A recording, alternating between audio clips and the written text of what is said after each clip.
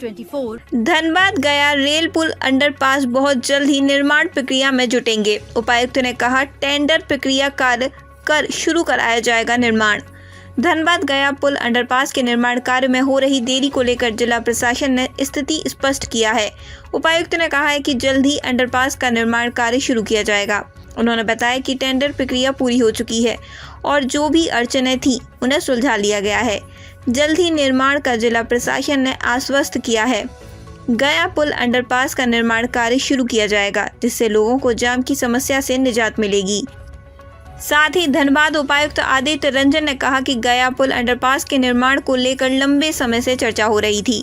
नागरिकों ने लंबे समय से जाम की समस्या से निजात पाने के लिए गया पुल अंडरपास के निर्माण की मांग की है। उनका कहना है कि इस अंडरपास के निर्माण से शहर के ट्रैफिक की समस्या दूर होगी और लोगों को आवागमन में आसानी होगी। कई वर्षों बाद से धनबाद वासी को इस अंडरपास रोड निर्माण का इंतजार अब पूरी तरह से खत्म हो गई है। रेलवे की ओर से डीआरएम ने भी अंडरपास निर्माण को लेकर रेलवे ट्रैक के चारों ओर निरीक्षण कर अधिकारियों को कई दिशा निर्देश जारी किया है। रेलवे की ओर से एनओसी जारी होते ही कार्य शुरू हो जाएंगे।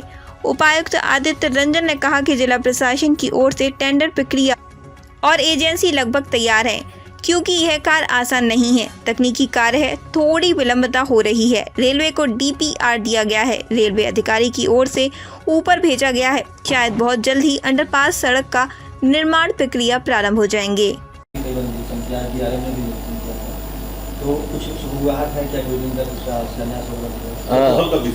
हाँ, देखिए उसमें जो जितना कार्य प्रशासनिक स्तर से हो सकता था, आप देखे होंगे हम लोग इतनी बार तो शायद ही पहली बार उपायुक्त स्तर से भी डीआरएम ऑफिस में जाकर बैठक की गई और लगातार हम एसएसपी सब लोग मिलके घूम के उसका निरीक्षण किए और एक टेम्परेरी सॉल्यूशन हम लोग ने दिया है जो काफ़ी हद तक कारगर है।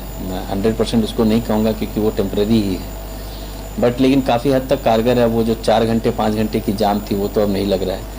इन मेजर उसका जो सॉल्यूशन है वो अदर अंडरपास ही है, जिसका ऑब्वियसली देखिए उसमें इंटर डिपार्टमेंटल इश्यूज़ हैं। गोडाउन है जो एफसीआई का है, रेलवे लाइन है जो रेलवेज़ का है, उसमें भी 2 अलग अलग डिविजन्स का भी इन्वॉल्वमेंट है। इधर रोड है जो आरसीडी का है, जो ज़मीन है जो साइड में जो एक तरफ वो नगर निगम की है जिसमें दुकानें हैं। तो ऐसे बहुत सारे डिपार्टमेंट्स हैं, तो कोऑर्डिनेशन इशू है, वो कोई उससे नकारा नहीं जा सकता। लेकिन हम लोग सभी इश्यूज़ को देखते हुए और उसका डीपीआर जो है वो एनओसी के लिए शायद गया हुआ है रेलवेज़ के ऊपर के पदाधिकारियों के पास, वहाँ से जैसे आएगा उसमें काम लग जाएगा। अच्छी बात यह है कि उसका टेंडर हो रखा है, वर्क ऑर्डर हो रखा है, एजेंसी तैयार है। जिस दिन उसको वो गिवन ड्राइंग का अनुमोदन मिल जाएगा उसी दिन वो काम शुरू हो जाएगा। देखिए ये टेक्निकल काम है, इसमें ऐसा नहीं है कि हम और आप मिलके चाहेंगे तो कल से लगा लेंगे। ओनली हाईली टेक्निकल काम है, इसमें थोड़ी सी भी चूक नेशनल न्यूज़ बन सकती है। तो हम लोग चाहेंगे कि बहुत ही उत्कृष्ट काम हो। भले ही थोड़ा समय लग रहा है, मैं समझता हूँ कि कौतूहल का विषय बना हुआ है, लेकिन उत्कृष्ट काम हो इसके लिए हम लोग लगे हुए। रेलवेज़ को भी कोई क्षति नहीं हो, गोडाउन को भी कोई क्षति नहीं हो और किसी तरह के हताहत नहीं हो। टेक्निकली साउंड सेकेंड अंडरपास बने उसके लिए हम लोग लगे हुए और मुझे लगता है कि आने वाले 6 महीने से साल भर में वो भी तैयार हो जाए।